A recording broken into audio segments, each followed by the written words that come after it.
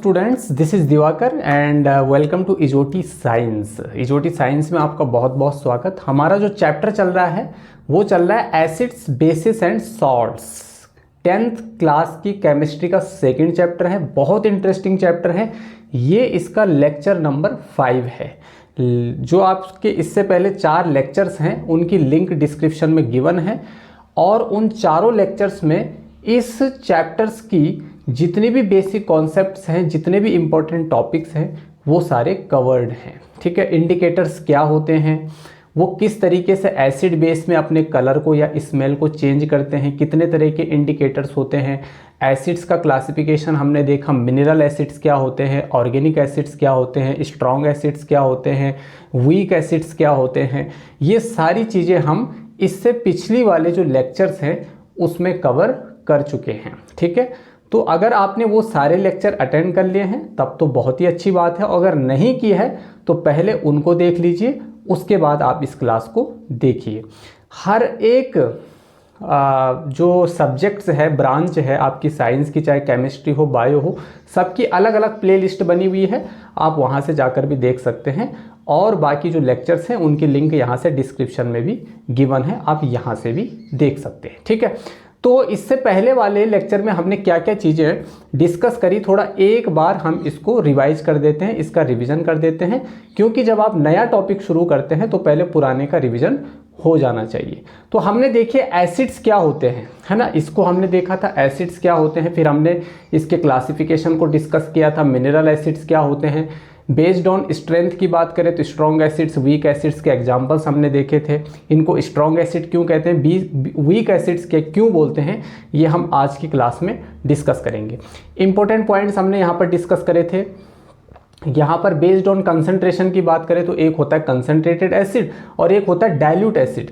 तो ये सारी चीज़ें हम इससे पिछले वाले लेक्चर्स में कवर कर चुके हैं। उसके बाद हमने एसिड्स की केमिकल प्रॉपर्टीज़ देखी कि ये मेटल के साथ जब रिएक्ट करते हैं तो हाइड्रोजन गैस देते हैं, मेटल के साथ रिएक्ट करके, ये हमने यहाँ पर एग्जांपल देखा था। और यहाँ पर एक्टिविटी 2.3 को एनसीईआरटी की जितनी भी एक्टिविटीज़ हैं वो सारी इस क्लास में मैंने कवर कर रखी हैं। ठीक है, यहाँ पर इंपॉर्टेंट नोट्स देखे मैंने। और एसिड जब मेटल कार्बोनेट के साथ रिएक्ट करता है या मेटल हाइड्रोकार्बोनेट के साथ रिएक्ट करता है तो किस तरीके से कार्बन डाइऑक्साइड गैस इवोल्व करते हैं, ये उससे रिलेटेड कुछ इक्वेशंस है। और एक्टिविटी 2.5 को भी हमने अच्छे से डिस्कस किया था, और ये रहा उसका डायग्राम। ठीक है, ये कुछ इंपॉर्टेंट चीज़ें हमने डिस्कस करी सारी। यहाँ पर कुछ इंपॉर्टेंट एक डायग्राम था, उसको मैंने आपको समझाया था। एक यहाँ पर इंपॉर्टेंट पॉइंट था, इसको भी मैंने अच्छे से डिस्कस किया था। उसके बाद अगली प्रॉपर्टी हमने डिस्कस करी थी कि ये बेसिस के साथ जब रिएक्ट करते हैं तो क्या देते हैं, तो भैया सॉल्ट और वाटर देते हैं। किस तरीके से देते हैं ये हमने एक्टिविटी 2.6 के थ्रू समझा था। ठीक है, अब एसिड जब मेटल ऑक्साइड के साथ रिएक्ट करते हैं तो सॉल्ट और वाटर बनाते हैं, और ये भी एक न्यूट्रलाइजेशन रिएक्शन का टाइप है, ये हम कल की क्लास में कवर कर चुके हैं। एक्टिविटी 2.7 हमने देखी, उससे रिलेटेड इंपॉर्टेंट नोट, यहाँ पर मेटल हाइड्रोक्साइड के साथ जब रिएक्शन ये करता है तो यहाँ पर भी ये सॉल्ट और वाटर प्रोड्यूस करता है। उसके बाद इसकी लास्ट प्रॉपर्टी हमने देखी थी कि जो एसिड होते हैं वो बहुत डेंजरस होते हैं, हमारी स्किन पर गिर जाए तो स्किन को जला सकते हैं, कपड़ों को बर्न कर सकते हैं, इसीलिए इनको लेबोरेटरी में हमें बहुत ही केयरफुल होकर के इनका यूज़ करना चाहिए, क्योंकि इनका जो नेचर होता है वो बहुत ही ज़्यादा कोरोजिव होता है।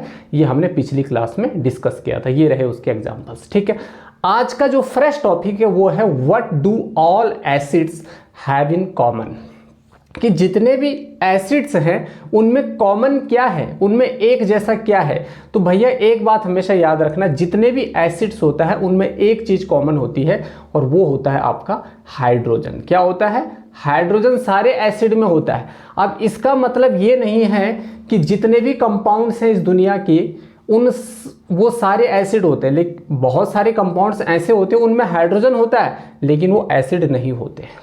ठीक है, लेकिन जितने भी एसिड होते हैं उनमें हाइड्रोजन होता ही होता है, इस बात को आप नोट कर लीजिए। समझ आया? अभी मैं आगे इसको प्रूव करूंगा। तो all the acids contain hydrogen, सारे एसिड में क्या होता है भाई, हाइड्रोजन होता है। दूसरा बहुत इंपॉर्टेंट पॉइंट मैंने फर्स्ट क्लास में भी बताया था कि भाई एसिड वो सब्सटेंस होते हैं जो टेस्ट में शोर होते हैं और जो ब्लू लिटमस को रेड कर देते हैं, सिंपल डेफिनेशन। लेकिन यहाँ पर इसकी एडवांस डेफिनेशन की तरफ अगर हम बढ़े तो एसिड का मतलब होता है जब हम एसिड को वाटर के अंदर डालते हैं, मतलब जब हम इसको वाटर में क्या करते हैं, डिसॉल्व करते हैं, तो ये सेपरेट हो जाता है पॉजिटिव और नेगेटिव चार्ज में, ठीक है ना। एसिड जो है H+ आयन में क्या हो जाता है, टूट जाता है, जिसको हम बोल रहे हैं हाइड्रोजन आयन, ठीक है। तो जब हम इसको वाटर में डालते हैं, किसी भी एसिड को जब हम वाटर में डालते हैं तो ये आयोनाइज्ड हो जाते हैं, मतलब ये डिसोसिएट हो जाते हैं। क्या हो जाते हैं, ये डिसोसिएट हो जाते हैं या आयोनाइज्ड हो जाते हैं, टूट जाते हैं। प्लस अलग हो जाता है, माइनस अलग हो जाता है, कैटायन अलग हो जाता है, एनायन अलग हो जाता है। Cation means positive, anion means negative, ठीक है ना। तो प्लस अलग हो गया, माइनस अलग हो गया। तो इसके अकॉर्डिंग हम अगर एसिड की डेफिनेशन देखें तो यहां पर एसिड की डेफिनेशन बिल्कुल चेंज हो जाती है। Definition of acid on the basis of hydrogen ions. तो an acid is a substance which dissociates और you can say ionises on dissolving in water to produce hydrogen ions. Hydrogen ion को हम क्या लिखते हैं, H+ aqueous ion. H+ aqueous, यहां पर aqueous मतलब पानी से है, तो H+ आयन यानी हाइड्रोजन आयन की हम बात कर रहे हैं। तो जब हम एसिड एक ऐसा सब्सटेंस है जो पानी में डालने पर डिसोसिएट हो जाता है, इसमें से जो H+ आयन हो जाता है वो अलग हो जाता है, मतलब हाइड्रोजन आयन इसमें से क्या हो जाता है बच्चों, अलग हो जाता है। तो ऐसे सब्सटेंस को हम क्या बोल रहे हैं, एसिड बोल दे रहे हैं। क्या बोल दे रहे हैं हम ऐसे सब्सटेंस को, एसिड बोल दे रहे हैं, ठीक है। Next, for example an aqueous solution of hydrochloric acid. Hydrochloric acid का मतलब क्या होता है, HCl। क्या होता है, HCl। तो हाइड्रोक्लोरिक एसिड का एक्वस सॉल्यूशन हम बात कर रहे हैं। देखो, एसिड अपनी एसिडिक नेचर तभी शो करता है जब हम इसमें वाटर ऐड करते हैं। जब तक हम HCl में वाटर ऐड नहीं करेंगे तब तक ये अपना एसिडिक नेचर शो नहीं करेगा, तब तक आप पता नहीं कर सकते हैं, तब तक तो ये एकदम ड्राई गैस की तरह रहेगा ना। लेकिन जैसे आप इसमें पानी ऐड करोगे तो ये अपनी एसिडिक प्रॉपर्टी, एसिडिक नेचर या एसिडिक बिहेवियर क्या करने लग जाएगा, शो करने लग जाएगा। तो यहाँ पर aqueous solution of HCl means hydrochloric acid जो है, जब हमने इसको पानी में डाला तो ये हाइड्रोजन आयन में टूट गया अलोंग विद क्लोराइड आयन। इसमें क्योंकि क्लोरीन भी होता है तो क्लोरीन पर माइनस चार्ज हो जाता है, तो प्लस चार्ज यानी हाइड्रोजन पर है, माइनस चार्ज यहाँ पर क्लोरीन पर है। एक कैटायन है, एक एनायन है, ये दोनों डिसोसिएट हो जाते हैं।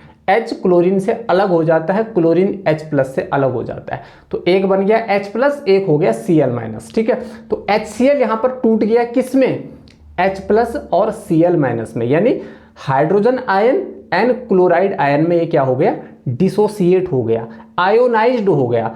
तो ये आयनिक कंपाउंड है। आयनिक कंपाउंड मतलब जो पानी में डालने पर आयंस में टूट जाता है, प्लस आयन और माइनस आयन में टूट जाता है, उनको हम आयोनिक कंपाउंड कहते हैं, ठीक है। वैसे जो एसिड होते हैं वो आयोनिक कंपाउंड्स होते हैं, बेस भी आयोनिक कंपाउंड्स होते हैं, सॉल्ट भी आयोनिक कंपाउंड होते हैं। आप देखते होंगे NaCl को जब आप पानी में डालते हो तो Na+ और Cl- में टूट जाता है। लेकिन right now we are talking about acids only, then we will discuss about bases and salts, ठीक है ना। आगे हम बेसिस और सॉल्ट के बारे में भी डिस्कस करेंगे, टेंशन मत लो, ठीक है। अब यहाँ पर एक इंपॉर्टेंट नोट है बच्चों, इंपॉर्टेंट नोट ये है कि जो H+ होता है ना, ये अकेले नहीं रह सकता। जब हम HCl को पानी में डालते हैं तो H+ और Cl- में टूटता है। अब यहाँ पर जो ये H+ है ये अकेले नहीं रह सकता, इसको किसी के साथ की जरूरत है। जैसे आप अकेले नहीं रह सकते हो ना, आपको अपने दोस्तों की जरूरत पड़ती है बातचीत करने के लिए, ठीक है। तो इसी तरीके से यहाँ पर जो ये H+ है ये अकेले नहीं रह सकता। तो ये इंपॉर्टेंट नोट है, hydrogen ion do not exist as H+ ions in solution. Solution में ये H+ आयन के रूप में एग्जिस्ट नहीं करता। They attach themselves to the polar water molecules to form hydronium ions, है ना। वाटर मॉलिक्यूल्स मतलब H2O। अब यहां पर देखिए जरा, HCl H+ और Cl- में टूट गया। अब जो ये H+ है ना बच्चों, ये किस में, पानी में है ना। तो पानी का मतलब क्या, H2O। तो ये क्या करता है, ये जो H है अगर इस H के साथ ऐड हो जाएगा तो क्या बन जाएगा, H3। तो ये क्या हो गया, H3O H3O प्लस एक्वस, तो वही यहाँ पर लिखा हुआ है। H2O के साथ ये H प्लस रिएक्शन कर लेता है और H3O प्लस एक्वस बनाता है। H3O का मतलब होता है हाइड्रोनियम आयन, हाइड्रोनियम आयन, ठीक है ना। तो ये हाइड्रोनियम आयन में कन्वर्ट हो गया। अब यहाँ पर एक चीज याद रखना, अगर मैं H3O प्लस लिखूंगा तो उसका मतलब भी H प्लस यानी हाइड्रोजन आयन है, और अगर H3O प्लस है तो वो हाइड्रोनियम आयन है, लेकिन दोनों का मतलब सेम है, ठीक है ना। बस हम सुविधा के लिए शॉर्ट में क्या लिख लेते हैं, H प्लस, समझ आया। नहीं तो ये अकेले एग्जिस्ट नहीं कर सकता है, ये पानी के मॉलिक्यूल के साथ रिएक्ट करके H3O प्लस बना देता है, हाइड्रोनियम आयन बना देता है। क्लियर है ना। सो यहाँ पर वही बात लिखी हुई है, जरा ध्यान से देखिए। So hydrogen ions must always be written as either H plus aqueous और हाइड्रोनियम आयंस। हाइड्रोजन आयन को हम इस तरीके से भी लिख सकते हैं और इस तरीके से भी लिख सकते हैं, H3O प्लस, क्योंकि H plus aqueous and H3O plus are just the same, because H plus aqueous is equal to H plus and plus H2O। H plus और H2O का जो कॉम्बिनेशन है, मतलब hydrogen ion and water molecule का जो combination है, वो क्या है, हाइड्रोजन आयन है या हाइड्रोनियम आयन है। तो इस चीज को आपको ध्यान रखना है। A common thing in all the acids is that they produce hydrogen ions. सभी एसिड में कॉमन चीज क्या है, ये हाइड्रोजन आयन को क्या करते हैं, प्रोड्यूस करते हैं। जब इनको हम पानी में डिसॉल्व करते हैं, पानी में डालते हैं, तो the acidic nature of an acid solution is due to the presence of hydrogen ions in it. तो किसी भी एसिड का जो एसिडिक नेचर होता है वो उसमें प्रेजेंस हाइड्रोजन आयन की वजह से होता है। अगर उसमें हाइड्रोजन आयन नहीं है तो it means that is not acid, है ना, दैट इज नॉट एसिड। तो इतना क्लियर हो गया, क्लियर हो गया इतना। चलिए अब यहां पर हम थोड़ा एग्जांपल्स की बात करते हैं। अब हम थोड़ा एग्जांपल्स की बात करते हैं। यहां पर देखिए, following compounds show acidic nature because it ionises in aqueous solution to form hydrogen ions, ठीक है ना। देखो यहां पर जो फॉलोइंग कंपाउंड्स हैं आपके पास, सब्सटेंसेस हैं, ये सारे एसिड हैं, क्योंकि जब हम इनको पानी में डालते हैं तो ये आयोनाइज हो जाते हैं, आयंस में ये विघटित हो जाते हैं, टूट जाते हैं, डिसोसिएट हो जाते हैं, आयोनाइज्ड हो जाते हैं। जैसे यहाँ पर HCl है यानी हाइड्रोक्लोरिक एसिड, जब हमने इसको पानी में डाला तो ये H प्लस और Cl माइनस में टूट गया। यहाँ पर H2SO4 यानी सल्फ्यूरिक एसिड है, ये 2H प्लस और SO4 2 माइनस में क्या हो गया, डिसोसिएट हो गया, आयोनाइज हो गया। तो यहाँ पर SO4 क्या हो गया, माइनस वाला हो गया, नेगेटिव चार्ज हो गया, और H पर क्या हो गया, पॉजिटिव चार्ज हो गया। HNO3 मीन्स नाइट्रिक एसिड, ये भी H प्लस यानी हाइड्रोजन आयन, और NO3 यानी नाइट्रेट आयन में क्या हो गया, डिसोसिएट हो गया, आयोनाइज हो गया, ठीक है। तो ये इसके क्या हो गए बच्चों, एग्जाम्पल्स हो गए। तो आपने देखा किस तरीके से एसिड्स जो होते हैं उसमें एक कॉमन चीज होती है, और वो कॉमन चीज क्या होती है, वो कॉमन चीज होती है हाइड्रोजन, हाइड्रोजन, हाइड्रोजन। क्या होती है, हाइड्रोजन। क्लियर है। ये जितने तीनों एसिड जो है ना, ये क्या है, स्ट्रॉन्ग एसिड्स हैं। क्या है, ये सारे स्ट्रॉन्ग एसिड्स हैं। ये स्ट्रॉन्ग एसिड्स के एग्जाम्पल में हमने देखा था।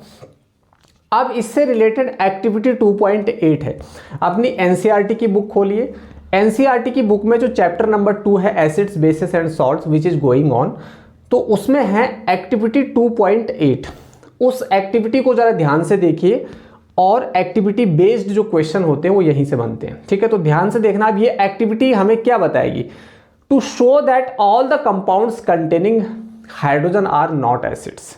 जितने भी हाइड्रोजन कंटेनिंग कंपाउंड्स होते हैं ना, वो एसिड नहीं होते हैं। मैंने स्टार्टिंग में बोला जितने भी एसिड होते हैं उन सब में हाइड्रोजन होता है, लेकिन जितने भी हाइड्रोजन वाले कंपाउंड्स होते हैं वो सारे एसिड नहीं होते हैं, नहीं होते। इस बात को हमेशा याद रखना। जैसे भैया ग्लूकोज है, तो ग्लूकोज में भी तो C6H12, ग्लूकोज का फॉर्मूला क्या होता है, C6H12O6। तो यहां पर भी तो हाइड्रोजन है, तो क्या ये एक एसिड है, नहीं है ये एक एसिड, क्योंकि जब हम इसको पानी में डालते हैं तो ये डिसोसिएट नहीं होता है। ऐसे अल्कोहल है जिसको लोग पीते हैं, है ना, जिसको लोग क्या करते हैं, पीते हैं भाई, शराब, C2H5OH, एथेनॉल का फॉर्मूला है ना।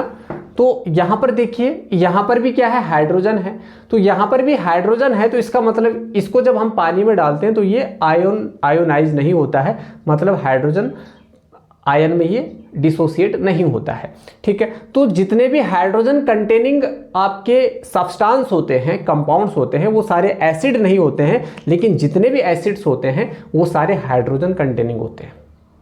समझ आया? अब यहाँ पर एक एक्टिविटी देखिए, इस एक्टिविटी में आपको क्या करना है, सॉल्यूशन लेना है। आपको किसका सॉल्यूशन लेना? ऑब्वियसली आपको किसी एसिड का सॉल्यूशन लेना है। ठीक है, तो यहाँ पर आप हाइड्रोक्लोरिक एसिड यूज कर सकते हैं, सल्फ्यूरिक एसिड यूज कर सकते हैं, और ग्लूकोज यूज कर सकते हैं, एंड अल्कोहल यूज कर सकते हैं। All these are hydrogen containing compounds. देखो मैंने एसिड वर्ड यूज नहीं किया यहाँ पर जो आपका हाइड्रोक्लोरिक है ये एसिड है, सल्फ्यूरिक एसिड भी एसिड है, लेकिन ग्लूकोज और अल्कोहल एसिड नहीं है। ये इस एक्सपेरिमेंट में, ये इस एक्टिविटी में हम प्रूव करेंगे। ठीक है, अब उसके बाद आपको क्या करना है, 2 आयरन नेल्स को रबर कॉर्क के साथ क्या कर देना है, फिक्स कर देना है, और उनको एक बीकर में रख देना है। बीकर में क्यों रखना है? क्योंकि बीकर में आपका सॉल्यूशन रहेगा, हाइड्रोक्लोरिक एसिड या सल्फ्यूरिक एसिड का सॉल्यूशन रहेगा। अब connect the nails to the 2 terminals of 6 volt battery. अब यहां पर जो आपकी जो आयरन नेल्स है, इस आयरन नेल की जगह में आप ग्रेफाइट भी ले सकते हो, ग्रेफाइट की रॉड, लेकिन आयरन नेल भी ले सकते हो, क्योंकि metals are good conductor of electricity, ये इलेक्ट्रिसिटी को कंडक्ट कर लेते हैं। इसीलिए हमने यहाँ पर नेल्स को लिया, कीलों को लिया 2, और उसको 6 वोल्ट की बैटरी से हमने कनेक्ट कर दिया through a switch and a bulb, है ना। उसमें आपको एक स्विच लगा देना है और एक बल्ब लगा देना है, बिजली का बल्ब लगा देना है। अब उसके बाद आपको बीकर में क्या डालना है, स्लोली आपका HCl का सॉल्यूशन डालना है आपको, मतलब एसिड को आप पानी में मिला करके उसको इस बीकर में डाल दीजिए, HCl का जो सॉल्यूशन है, और उसके बाद आपको switch on the current, switch को ऑन करना है ताकि करंट पास हो। तो आप देखोगे बल्ब स्टार्ट्स ग्लोइंग, जो आपका बल्ब लगा हुआ है इस सर्किट से वो ग्लो करना स्टार्ट हो जाएगा, बल्ब जलना शुरू हो जाएगा। तो ये हमें क्या शो कर रहा है कि जो हाइड्रोक्लोरिक एसिड है, hydrochloric acid solution conducts electricity, it can conduct electricity, electricity को ये कंडक्ट कर सकता है। ठीक है, क्योंकि जो एसिड्स होते हैं वो गुड कंडक्टर होते हैं आपकी इलेक्ट्रिसिटी के, और बहुत ही ज़्यादा कंडक्टिविटी होती है इनमें, बहुत ही तेज़ी से, जितना ज़्यादा स्ट्रॉन्ग एसिड होगा उतनी तेज़ी से जो है कि आपकी इलेक्ट्रिसिटी कंडक्ट होगी, करंट जो है दौड़ेगा। ठीक है, अब यहाँ पर आपका एक डायग्राम दे रखा है एनसीईआरटी में, यहाँ पर आपने एक बीकर में क्या ले रखा है, HCl यानी हाइड्रोक्लोरिक एसिड का सॉल्यूशन ले रखा है, एक बीकर में आपने ग्लूकोज का सॉल्यूशन ले रखा है। ठीक है, ग्लूकोज का सॉल्यूशन ले रखा है। तो यहाँ पर देखिए जब आपने स्विच को ऑन किया तो यहाँ पर देखिए बल्ब क्या होने लग गया, जलने लग गया, लेकिन यहाँ पर बल्ब जल नहीं रहा है क्योंकि यहाँ पर ग्लूकोज है, और ग्लूकोज मतलब C6H12O6। यहाँ पर ग्लूकोज आयोनाइज्ड नहीं होता है, वो H+ आयन में नहीं टूटता है, और इलेक्ट्रिसिटी को कंडक्ट करने के लिए, करंट को दौड़ाने के लिए, कंडक्ट करने के लिए आयंस का होना बहुत बहुत जरूरी है। समझ आया? इसीलिए वाटर को कंडक्ट, अगर आपको वाटर को कंडक्ट करना है उसमें इलेक्ट्रिसिटी, तो उसमें हम कभी NaCl डाल देते हैं, है ना, सोडियम क्लोराइड, मतलब जो आयनिक कंपाउंड होते हैं जहां पर आयंस टूट जाते हैं, डिसोसिएट हो जाते हैं। ठीक है, या हम उसमें एसिड डाल देते हैं जैसे हमने इस वाले केस में देखा। समझ आया? तो यहाँ पर वही चीज लिखी हुई कि hydrochloric acid solution in water conducts electricity while glucose solution in water does not conduct electricity. यहाँ पर देखिए glucose and alcohol solution do not conduct electricity due to the absence of ions. इनमें आयंस एब्सेंट होते हैं, कोई ion नहीं होता है, होते इनमें हाइड्रोजन भी है लेकिन वो हाइड्रोजन आयन प्रोड्यूस नहीं करते हैं, तो उनकी क्या गलती है भाई, तो यहाँ पर बल्ब नहीं जलता है। तो जितने भी हाइड्रोजन कंटेनिंग कंपाउंड होते हैं बच्चों, वो सारे एसिड नहीं होते हैं, लेकिन जितने भी एसिड होते हैं उन सब में हाइड्रोजन होता है। इस बात को आपको नहीं भूलना है, मतलब नहीं भूलना है। समझ आया ना?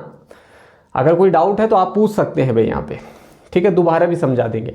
वैसे मुझे नहीं लगता है कि यहाँ पर, क्योंकि बहुत इजी वे में मैं चीज़ों को एक्सप्लेन करता हूँ, आपकी जो रियल लाइफ एग्जांपल्स हैं कोशिश करता हूँ वहाँ से लिंक हो हर टॉपिक, ताकि आपके दिमाग में छप जाए वो टॉपिक। ठीक है ना? तो बिल्कुल भी आपको टेंशन नहीं लेनी है। तो ये हो गई ये चीज़। ठीक है, अब यहाँ पर एक इंपॉर्टेंट पॉइंट देख लीजिए भाई। डिस्टिल वाटर आपने देखा होगा, एक तो मिनरल वाटर होता है या नॉर्मल वाटर जिसको आप पीते हो, जिसमें तरह तरह के मिनरल्स होते हैं, है ना। और एक होता है डिस्टिल वाटर, जिसमें किसी तरीके के कोई आयंस नहीं, आयंस फ्री होता है जो, या किसी तरीके के कोई मिनरल्स नहीं होते हैं। तो जो डिस्टिल वाटर होते हैं ना, ये इलेक्ट्रिसिटी को कंडक्ट नहीं कर सकता। समझ आया? डिस्टिल वाटर क्या होता है? जो वेपर, जैसे पानी होता है ना, पानी को जब आप बॉईल करते हो तो बॉईल करके उसमें से जब वो उबलता है तो उसमें से भाप निकलती है। क्या निकलती है? भाप, वेपर, है ना। तो उस वेपर से बनने वाला जो पानी होता है, उस वेपर से बनने वाला जो पानी होता है उसको डिस्टिल वाटर बोलते हैं। तो डिस्टिल वाटर जो होता है ना, ये ना एसिडिक होता है ना बेसिक होता है, ये न्यूट्रल होता है। इसका pH 7 होता है। अभी मैं pH स्केल बताऊंगा, ठीक है ना, इसी चैप्टर में आगे। तो डिस्टिल वाटर जो है वो इलेक्ट्रिसिटी को कंडक्ट नहीं कर सकता है। क्यों? क्योंकि this is not ionic compound, ये आयनिक नहीं होता है, ठीक है ना, ये H+ में नहीं टूटता है।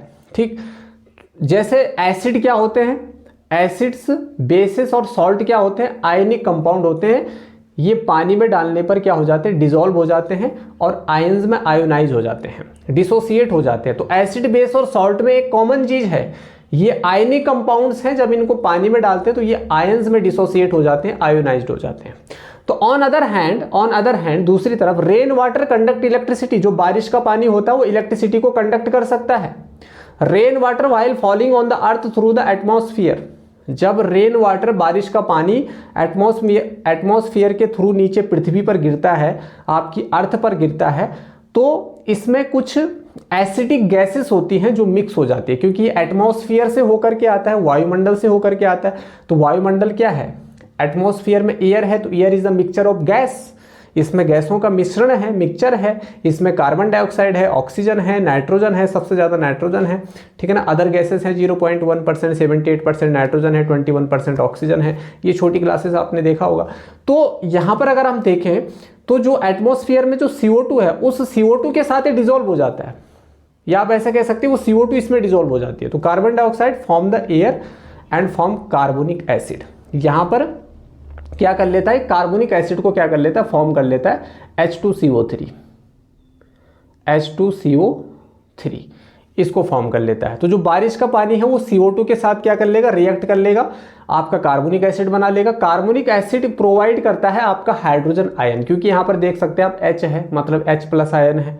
तो हाइड्रोजन आयन भी प्रोवाइड करता है आपके रेन वाटर को।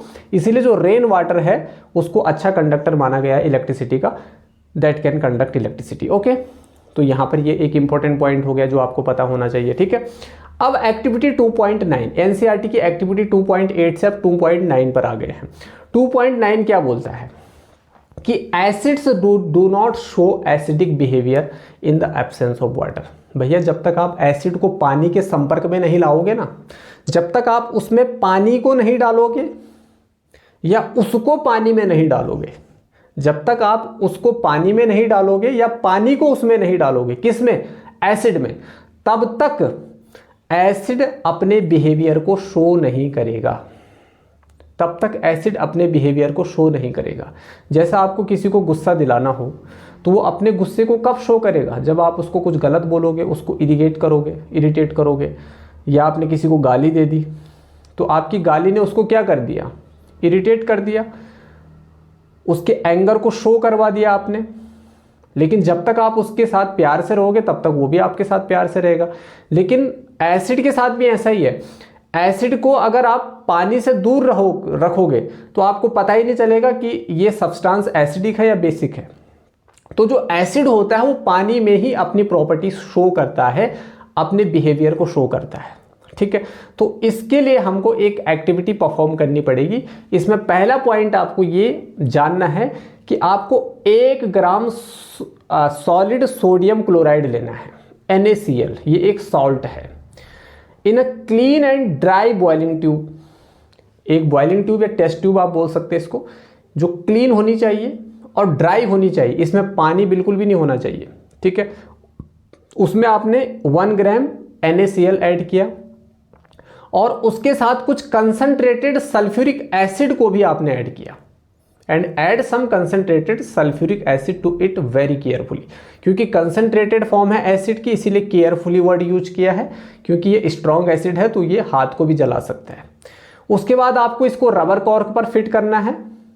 एक स्मॉल ग्लास, जिसको डिलीवरी ट्यूब कहते हैं, ग्लास डिलीवरी ट्यूब आपको फिट करनी है जहां से गैस बाहर आएगी, बॉइलिंग ट्यूब के माउथ पर। ठीक है, तो यहां पर acid reacts with salt to form HCl gas. यहां पर क्या बनेगी आपकी सल्फ्यूरिक एसिड से आपका क्या बनेगा, HCl गैस बनेगी। And the HCl gas it starts coming out of the open end of the glass tube. Glass tube का जो ओपन एंड है ना, जहां पर आपने डिलीवरी ट्यूब लगा रखी है, उस डिलीवरी ट्यूब के थ्रू ये गैस बाहर आएगी। Hold dry blue litmus paper. अब आपके हाथ में एक ड्राई लिटमस पेपर होना चाहिए। ड्राई मतलब सूखा हुआ, उसमें पानी नहीं होना चाहिए, वो नम भी नहीं होना चाहिए, वेट होना चाहिए, वेट भी नहीं होना चाहिए, गीला भी नहीं होना चाहिए। क्योंकि अगर वो गीला होगा, उसमें एक बूंद पानी भी होगी ना, तो यहाँ पर एसिड के संपर्क में आती एसिड अपनी प्रॉपर्टी शो करने लग जाएगा। तो हमें ऐसा नहीं करना है, एकदम ड्राई लिटमस पेपर लेना है आपको। जब आप ड्राई लिटमस पेपर को बाहर आ रही HCl गैस, हाइड्रोक्लोरिक गैस के संपर्क में लाओगे, उससे टच करोगे, तो there is no change. Litmus paper का कलर चेंज नहीं होगा। ब्लू लिटमस पेपर ब्लू ही रहेगा, रेड नहीं रहेगा। ठीक है, क्योंकि यहां पर पानी नहीं है, तो इसीलिए वो अपनी एसिडिक प्रॉपर्टी शो नहीं कर रहा है। ये देखिए डायग्राम, इस डायग्राम को जरा ध्यान से देखिए। यहां पर आप HCl गैस को प्रिपेयर कर रहे हो इस ट्यूब के अंदर, इस टेस्ट ट्यूब में। आपने कंसंट्रेटेड H2SO4 एसिड डाला इस बॉइलिंग ट्यूब में, और साथ में सोडियम क्लोराइड भी डाला। अब आपने testing HCl gas with dry litmus paper. जब इसमें से HCl गैस, ये देखो डिलीवरी ट्यूब है, यहां से जब HCl गैस बाहर आ रही है, तो आपने जब ब्लू लिटमस पेपर को वहां पे रखा, तो ब्लू लिटमस पेपर पर कोई फर्क नहीं पड़ा, उसने अपना कलर ही चेंज नहीं किया। क्यों? क्योंकि पानी नहीं है भाई। पानी नहीं है मतलब जो उसके अंदर HCl है, होता तो एसिड है, लेकिन अभी वो गैस की फॉर्म में, ड्राई फॉर्म में है। उसको एसिडिक प्रॉपर्टी में लाने के लिए आपको उसको पानी देना पड़ेगा। और तीसरा आपने क्या किया, HCl gas with moist litmus paper. अब इस लिटमस पेपर को थोड़ा भिगाइए, थोड़ा इसको पानी में डालिए, इसको थोड़ा वेट करिए, थोड़ा इसको गीला करिए, मोइस्ट करिए।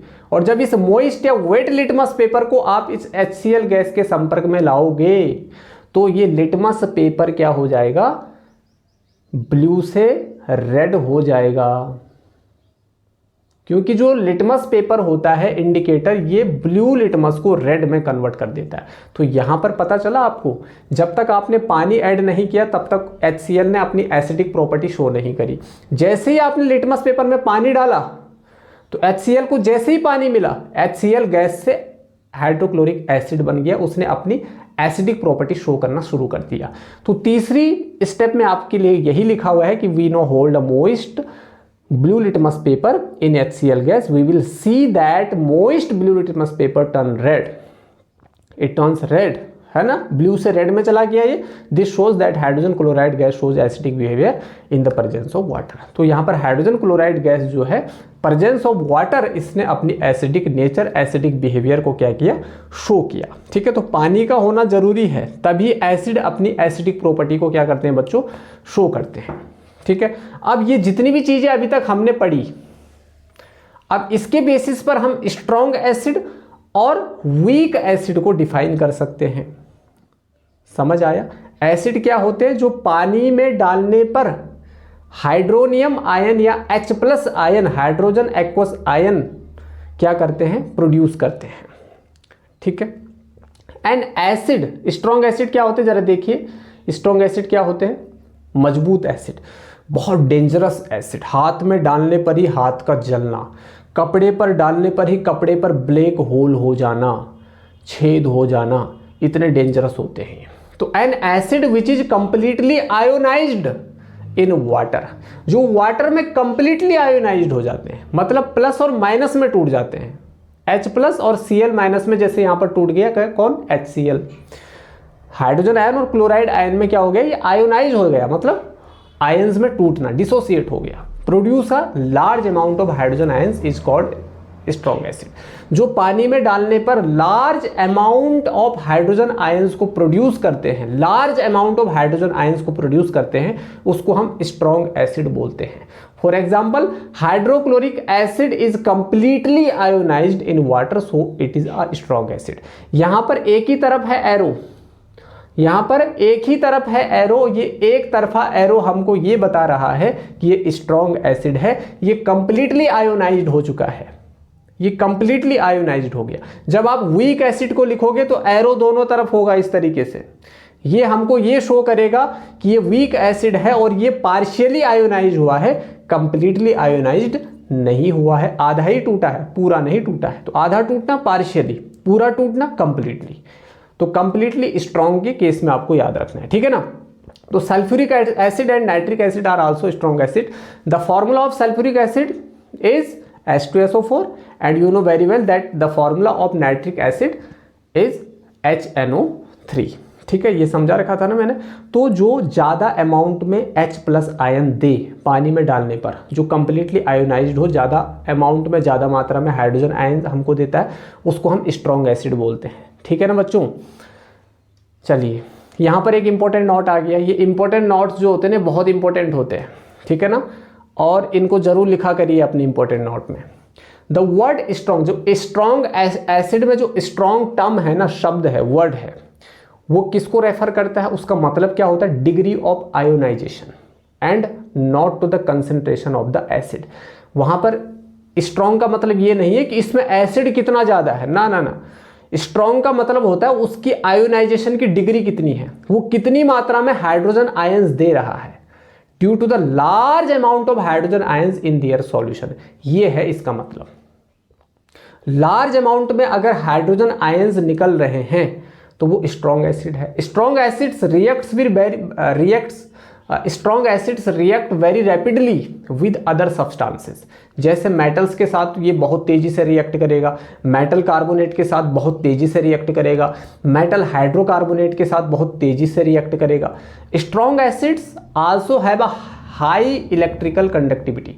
बहुत हाई इलेक्ट्रिकल कंडक्टिविटी होती है इनकी, मतलब ये बहुत तेजी से करंट को क्या कर सकते हैं, दौड़ा सकते हैं, कंडक्ट कर सकते हैं, because of the high concentration of hydrogen ions. क्योंकि इनमें हाइड्रोजन आयंस की ज़्यादा कंसंट्रेशन होती है इनके सॉल्यूशन में, thus all strong acids are strong electrolytes. ये क्या होते हैं, स्ट्रॉन्ग इलेक्ट्रोलाइट्स होते हैं। ये पॉइंट आपको नोट कर देना है। क्लियर है इतना। तो जितने भी आपके स्ट्रॉन्ग एसिड्स होते हैं ये सारे स्ट्रॉन्ग इलेक्ट्रोलाइट्स होते हैं, और जितने भी मिनरल एसिड होते हैं वो स्ट्रॉन्ग एसिड होते हैं। केवल एक मिनरल एसिड ऐसा है जो वीक एसिड होता है, वो होता है कार्बोनिक एसिड। ये दूसरे लेक्चर में मैंने आपको बताया था, ठीक है। वीक एसिड, अब हम बात करेंगे वीक एसिड। अब यहाँ पर वीक का, वहाँ पर स्ट्रॉन्ग का मतलब क्या है, डिग्री ऑफ आयोनाइजेशन। ठीक, यहाँ पर भी वीक का मतलब डिग्री ऑफ आयोनाइजेशन से है कि वो कम मात्रा में हाइड्रोजन आयंस को क्या कर रहा है, प्रोड्यूस कर रहा है, इसीलिए वो वीक है। उसमें हाइड्रोजन आयंस कम मात्रा में आ रहे हैं, H+ जो है उसमें कम आ रहा है, और वो कंप्लीटली आयोनाइज नहीं हो रहा है। जैसे यहाँ पर एसिटिक एसिड है, यहाँ पर क्या है, एसिटिक एसिड है। एसिटिक एसिड का मतलब क्या होता है, सिरका जो होता है ना, सिरका, विनेगर, विनेगर में एसिटिक एसिड होता है। इसका फॉर्मूला होता है CH3COOH।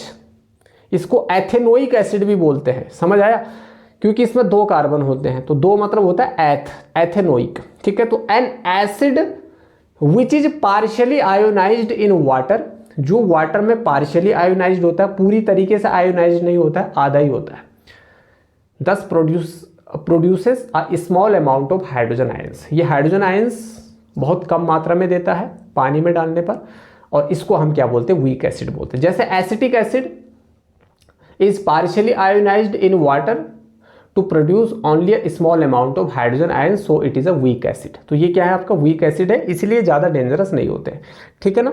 तो यहाँ पर देखिए, जैसे सोडा वाटर में भी आप देखते हो कि कार्बोनिक एसिड को आप यूज करते हो तो वीक एसिड है, ठीक है।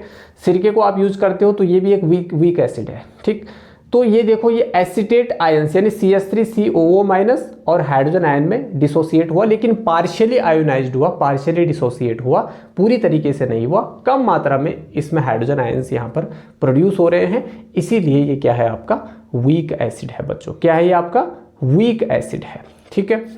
चलिए अब थोड़ा हम कुछ इंपॉर्टेंट क्वेश्चंस देखते हैं यहाँ पर। यहाँ पर 2 इंपॉर्टेंट क्वेश्चंस देख लीजिए, ठीक है। वैसे एक पहला दूसरा था वो यहाँ से डिसअपियर हो गया, आई डोंट नो व्हाई। तो यहाँ पर ये 2 क्वेश्चंस चलो देख लीजिए आप, कोई बात नहीं। यहाँ पर एक क्वेश्चन है, the indicators which turn red in acid solution are. आप बताना, यहाँ पर वीडियो को पॉज करना, ध्यान से समझना। क्वेश्चन क्या है कि जो इंडिकेटर्स है विच टर्न रेड, जो एसिडिक सॉल्यूशन में डालने पर रेड हो जाता है, इसमें से वो कौन सा इंडिकेटर है? क्या हल्दी है, टर्मेरिक है? टर्मेरिक क्या ऐसा करता है? नहीं। क्या फिनोप्थलीन और मैथिल ऑरेंज ऐसा करता है? नहीं, क्योंकि जो फिनोप्थलीन होता है उसका कलर कुछ भी नहीं होता, वो कलरलेस होता है, और एसिड में डालने पर भी वो कलरलेस ही रहता है, ठीक है। फिनोप्थलीन एंड लिटमस भी नहीं हो सकता है। यहां पर right answer is the option C. So option C is the right answer, litmus and methyl orange. क्योंकि लिटमस जो होता है ना, ब्लू लिटमस को अगर आप एसिडिक सॉल्यूशन में डालोगे तो ये रेड में क्या हो जाता है, कन्वर्ट हो जाता है। तो सी इसका राइट आंसर हो जाएगा। अगला क्वेश्चन है, the discomfort caused by indigestion due to over eating can be cured by taking. आपको बहुत ज़्यादा एसिडिटी हो जाती है ओवर ईटिंग की वजह से, इंडाइजेशन होता है ना, तो उस टाइम पे आपको क्या सजेस्ट किया जाता है, क्या लेना चाहिए आपको? विनेगर लेना चाहिए? नहीं, ये तो अपने आप में एक एसिड है। कास्टिक सोडा लेना चाहिए? नहीं। लेमन जूस लेना चाहिए? नहीं, this is also acid. Baking soda, इसका राइट आंसर क्या होगा? बेकिंग सोडा, ठीक है। तो ये थे आज के 2 इंपॉर्टेंट क्वेश्चंस। मिलते हैं हम लेक्चर नंबर, ये कौन सा लेक्चर था? Lecture number 5। तो लेक्चर नंबर 5 में हमारा जो एसिड वाला पोर्शन था वो कंप्लीटली कंप्लीट हो गया है। अगला आएगा हमारा बेस और सॉल्ट, उसको हम नेक्स्ट लेक्चर में क्या करेंगे, कवर करेंगे। अभी तक जितना भी मैंने आपको पढ़ाया उसको एक बार रिवाइज करते रहिए, नोट्स अच्छे से बनाते रहिए, और अभी से अगर आप नोट्स बनाओगे ना तो ज़्यादा दिक्कत नहीं होगी आपको आगे, ठीक है।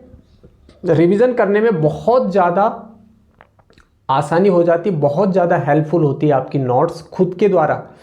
जो आपकी प्रिपेयर्ड नोट्स होती हैं वो ज़्यादा बेनिफिशियल होती है। अगर आप दूसरे की नोट्स पढ़ोगे तो वो आपको दिक्कत कर सकती है। खुद के द्वारा बनाई गई नोट्स से आपको तैयारी करनी है, और ये जितनी भी स्लाइड्स है ये सारी नोट्स हैं आपके लिए, ये फ्री ऑफ कॉस्ट नोट्स हैं, इनको नोट करिए, ठीक है। अपनी अच्छे से नोट्स बनाइए और अच्छे से एग्ज़ाम की प्रिपरेशन करिए, ठीक है ना।